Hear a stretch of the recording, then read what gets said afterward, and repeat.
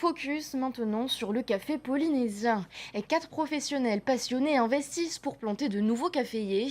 Le projet pilote est suivi de près par la direction de l'agriculture. Il serait un coup de boost pour la filière locale. Thomas Chabrol et Mérité Atto ont rencontré l'un des producteurs. Regardez. Ces jeunes pieds de caféiers vont prendre racine sur les hauteurs de la presqu'île. Sur ce terrain, 3 variétés de la famille des Arabica vont se nourrir de la terre locale et de la chaleur tropicale.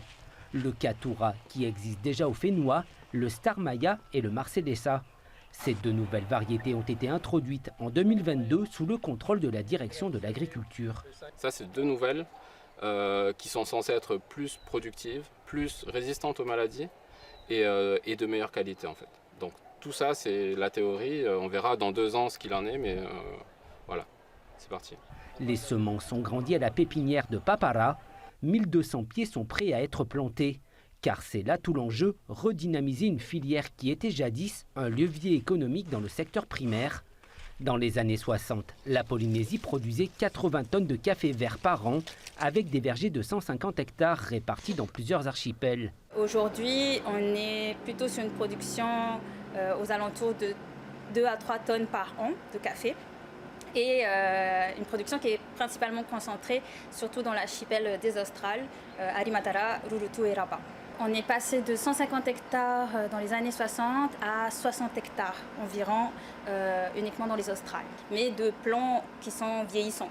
Avec une bonne terre, du soleil et de l'humidité, tous les ingrédients semblent réunis pour que ces caféiers poussent.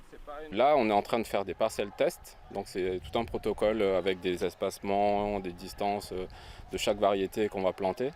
Et pour pouvoir suivre sur les 3, 4, 5 prochaines années le taux de la production, la qualité, etc. de chaque variété pour à terme dire si elles sont intéressantes à exploiter sur le long terme.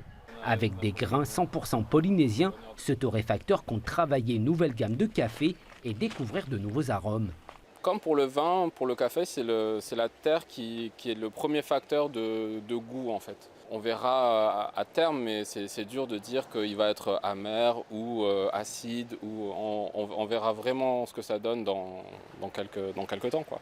À l'image de la vanille ou du rhum local, les producteurs de café locaux envisagent de se fédérer pour valoriser ce produit du terroir polynésien. Les grains de ces nouvelles plantations pourront être récoltés d'ici 3 ans.